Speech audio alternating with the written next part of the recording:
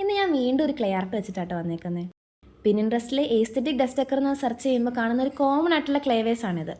അതൊന്ന് ട്രൈ ചെയ്ത് നോക്കാമെന്ന് കരുതി. ഇതിനുവേണ്ടി ഞാൻ ഇവിടെ യൂസ് ചെയ്യുന്നത് ഡോസിൻ്റെ ക്ലേ ആണ്. ക്ലേ ഒന്ന് നീളത്തിൽ പരത്തിയിട്ട് ജസ്റ്റ് ഷേപ്പ് ചെയ്ത് വെച്ചാൽ മതിയല്ലോ എന്നൊക്കെ പറഞ്ഞിട്ടാണ് ഇത് തുടങ്ങിയത്.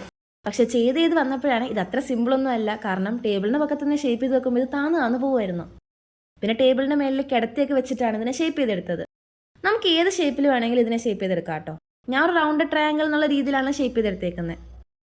ഇതിനുശേഷം ഇതിൻ്റെ പക്കത്ത് ഒരു ചെറിയ ഹോളും കൂടെ ഞാൻ ഇട്ട് കൊടുക്കുന്നുണ്ട്. എന്തായാലും ഇതിനെ ഞാൻ നല്ലോണം വെയിലത്ത് വെച്ച് ഡ്രൈ ആക്കിയിട്ടുണ്ട്. പിന്നെ എൻ്റെ ഒരു സമാധാനത്തിന് ഒരു കോട്ട് വൈറ്റ് പെയിൻറ്റും കൊടുത്തു.